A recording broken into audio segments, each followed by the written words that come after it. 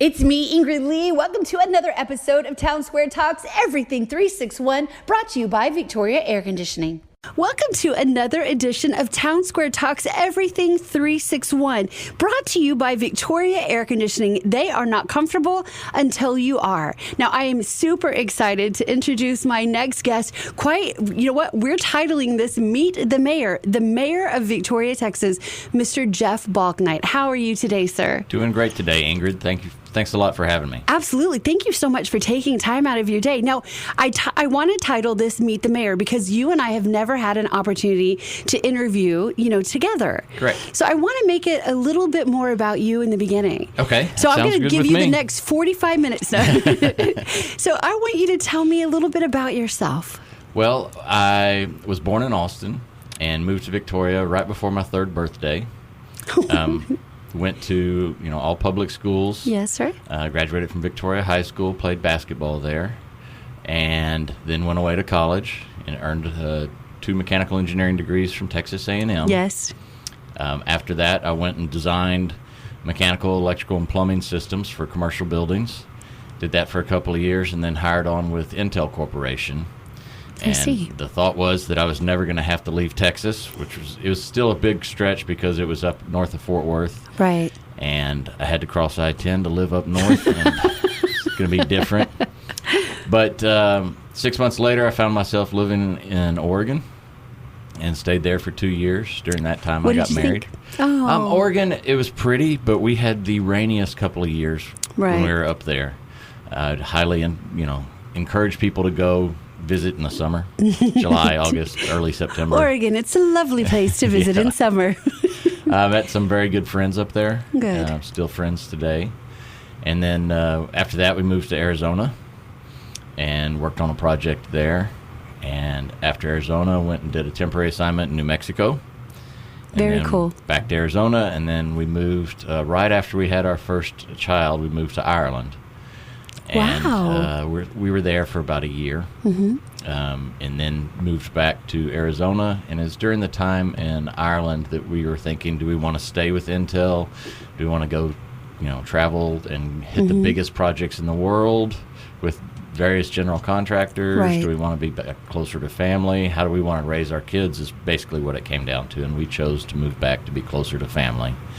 And so in 2004, I purchased a residential AC business out of Woodsboro, and slowly worked on converting it to commercial, which was closer to what I knew as work with Intel was all industrial. Yes, sir.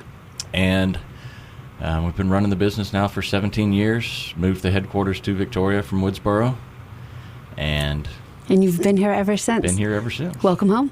Thanks. Absolutely. Well, that was one of the things that I wanted to talk to you about. I sometimes run into people that don't understand that the way our city government is put together, that a mayor does not work exclusively for the city. They have real jobs, or other jobs, I should say. That is true. It's all volunteer work. Yes. Mayor and council. County's different. They're paid positions for the county judge and county commissioners. So everybody that does it does it out of the love of their heart, and it shows immensely on this council that we have. Yes, you have a really wonderful council. So I'm going to ask you kind of a fun one. Okay. 3 adjectives that you feel best describe you. That I feel best describe me, or what my wife would say best describes me? Touche. Good point. What do you think best describes you? How would you? I would say detailed. Yes, sir. Compassionate, and straight to the point. Okay. Well, that's not a word, but... There you go. No, I got direct. it. Yes, there you go. Direct. What brought you to be a part of the politics and the policy of city government? I started by being on the Building Standards Commission, and I brought my experience from the construction side to that and the engineering side, and enjoyed it. And then was asked to consider applying for the Planning Commission. Yes, sir. And Paul Palashik had asked me, why don't you apply to that? And did that for 3 years, becoming the chair of that board. Yes, sir. And then when Paul decided to run for mayor, he had to give up his seat. And he'd said, hey, why don't you consider running for city council? I think you'd be a good fit. So I did. And indeed you are. I did. I'd never ran on a single issue type of campaign. Mine has just always been my decision making and judgment and philosophy on government, and that's kind of more of what I bring to the table. I'm not going there just to attack one problem, but just to be there as a good decision maker for all citizens. I see. So what advice would you give to someone who is interested in just becoming a part of the deeper conversation that council is a part of?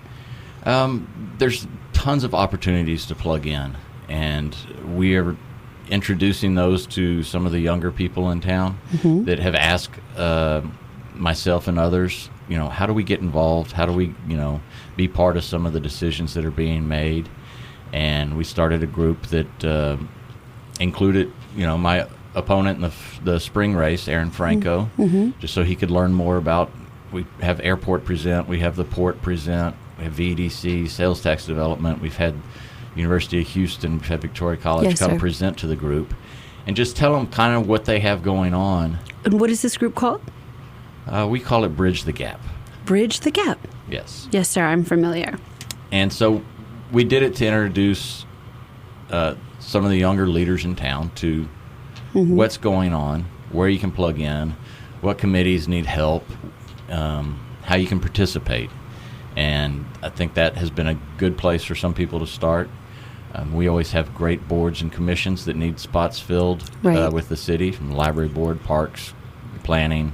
I mean, you name it. There's probably a committee out there that we need volunteers for. We've been very fortunate over the last number of years to have just a plethora of great candidates. Right. And it's really hard to make that decision when we're up there voting because everybody is so qualified. Right. So I've got a couple of questions for you in regards to that. So what are a couple of things that most people don't know about, quote, being mayor? The pay that we receive. Yes, sir. It's about, I haven't looked it up, maybe $2,000-ish for a city council member, $2,500 for mayor pro tem, and $3,000 for mayor. A month? A month. No, okay. A year. Yes. I'm sorry, guys. I did know that. You're right. Exactly. Yes, that's for the year. That's always a and I want big to one repeat that again. Yeah. You're talking about $2,000 to $2,500 a year. Correct. Yes. So that is first and foremost one of the things that I think most people are surprised to learn is that it's not an income. It's really about service to the community. It is, and it's just an attempt. It's a small portion just to make sure your gas money's covered, You're using your cell phone, your time just a little bit. Right, exactly. It's not a way much, to help to compensate for that. What about this? What about being the mayor? Does it mean that you have a stronger vote? Does your vote count twice? Or is your vote one vote just as your city council members? My vote is equal to every city council member's vote. Most people don't understand that. They think mayor's a very powerful position. And certainly it has some influence just having the mayors speak on something. Yes, sir. But everybody on that council is so experienced that I think everybody's on an equal footing when it comes to that, and everybody's respectful of that. The city manager, of course, carries out day-to-day operations. Yes, sir. He's one of two employees that the council chooses, and the other one's the city attorney. And so typically if we do have an issue, most people don't realize this, we go and talk to the city manager. Right. Because they're not our employees, the department heads or whatever, although all of us have great relationships with them. But I always make it a point to include the city manager in any communications because I don't think it's fair that his employees might get pushed by me or another council member. I understand. And so we need to work through the city manager. A lot of people don't realize that's just kind of the structure. The way that the structure of Victoria is set up. Yes. And not all cities are set up that way. No, some have cities that are run by mayors, just like the county is run by a county judge. Yes, but sir. they would have a mayor with staff in office and be down at City Hall. Totally different. Right. So I'm going to ask you, feet to the fire, what is the hottest topic in City Council right now? Well, this past week or two, Yes. it's been animal control Yes. ordinance. Yes. And I think that we've come up with a good solution. I've been very appreciative of all the comments that we've gotten from everybody. They've been appropriate, well thought out, great arguments for what needs to change. And when we passed it on that first reading, we knew that there were going to have to be changes. Right. And most likely now what we'll do, since we're having town halls on the 14th and 16th of September right. at 6:30 p.m. at the Community Center Annex, yes, sir.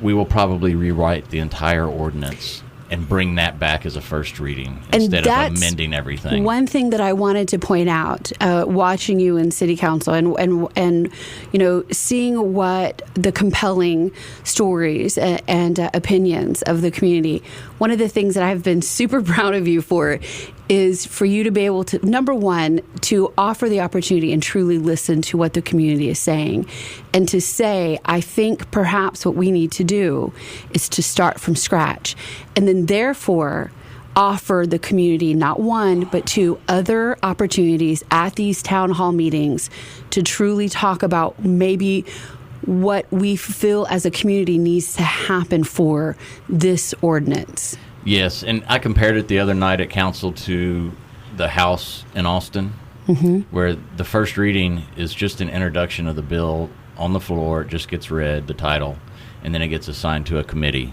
The committee goes and works on the bill, makes modifications, passes it, doesn't pass it.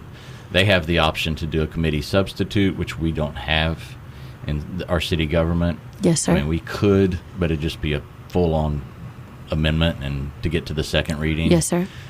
So I see your town halls just like the committee hearings. And I'm thrilled that the community has gotten involved and gets to participate and wants to participate in the sausage making, I call it. Right. And we'll get through it and we'll get a good, clean ordinance written. And what was it that spearheaded so much conversation? Some of it was the need just to update it with state law. Our ordinance was out of date. And then the Animal Control Department is really a county department under the Public Health Department. And so we don't have direct control over animal control, but we do have an ordinance that we have an agreement with the county that they will enforce. Yes, sir. And so we took some input from animal control on what they were seeing, and a couple of council members wanted a couple of things in there. Right. But and to be more pointed, I think what stirred the most attention was the proposal that perhaps animal control could have a say over how many pets a single household could have. Correct. It's overreaching for our area. Yes, sir. In other cities, Right. mainly large metropolitan areas, they do have those limits. Right, but as you said, almost population density is a lot different. Right, exactly. That this was the outline, and now here's the opportunity for conversation. So Yes, we and appreciate that. And I really like that. I like when people in Crestwood got involved, and they didn't like the striping that was put down. They felt like, and they understood. They came to me and said, we should have gotten involved sooner. So I was very, very glad that Right. everybody jumped right in with this animal control ordinance and provided the feedback. So.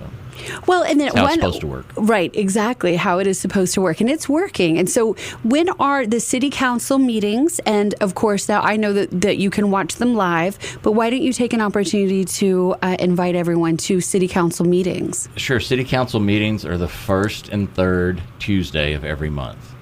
Occasionally, we'll have a specially called meeting. That's what this past one was this week on Yes, the sir. 31st, and that was mainly to deal with the budget items that had to go through. We had to vote on the budget and vote on the tax rate, and that's typically all we do. We tried to cover a little extra business this last time, though, but first and third Tuesday of every month And what at time? 5 p.m. at City Hall. At City Hall, and the public is Municipal welcome. Court chambers. Yes, and the public is welcome. Yes, and we always have citizens communications on the front end. We have a 3-minute speaking limit just because if we Right. let it open-ended, it might go forever. Unfortunately, the way everything is, we're not to respond during citizens communication. So if you want feedback, I encourage everybody to contact your council member. That every one of them loves hearing from people and willing to speak with anybody, I know. So Absolutely. it's easier to have that conversation instead of at that citizens communication. Right.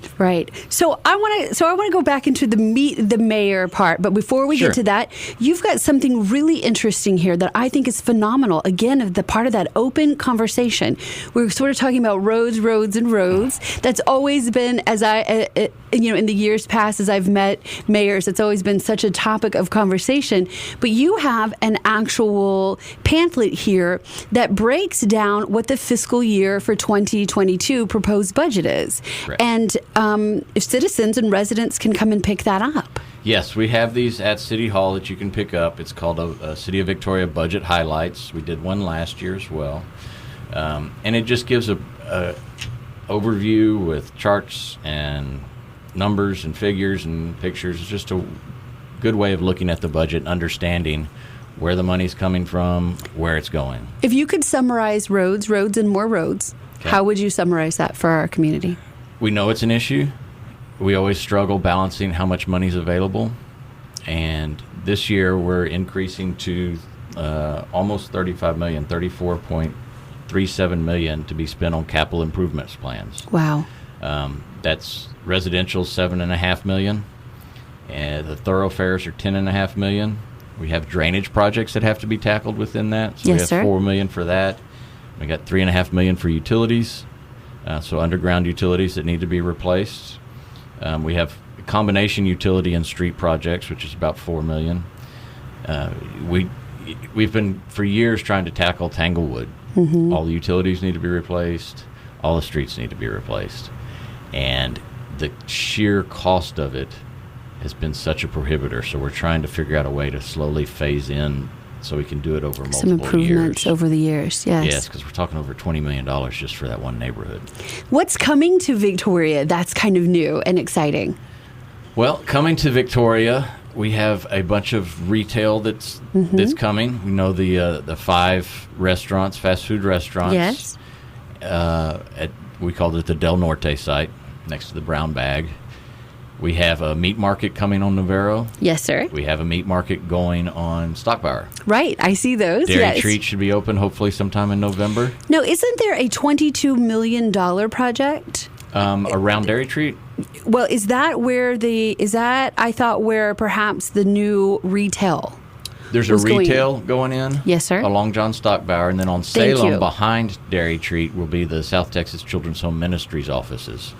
Okay. So they're going to open an office. They've broken ground on that, and that's progressing. We're going to have pretty soon the retail, and this might be what you're talking about, Yes, next sir. to Home Depot. Yes, sir. Thank you. Where I just don't know now- what to call it yet. What Yes. do you guys call it? The Home Depot Strip Center. Okay, the Home Depot. Okay, there you go. Thank you. And to facilitate that, Sales Tax Development Corporation is funding a movement of the exit ramp.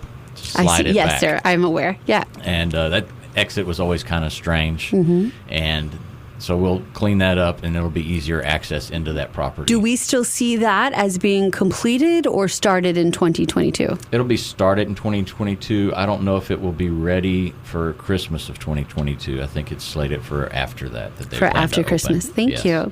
All right. I want to get to a couple because I have just a few more minutes to get to you.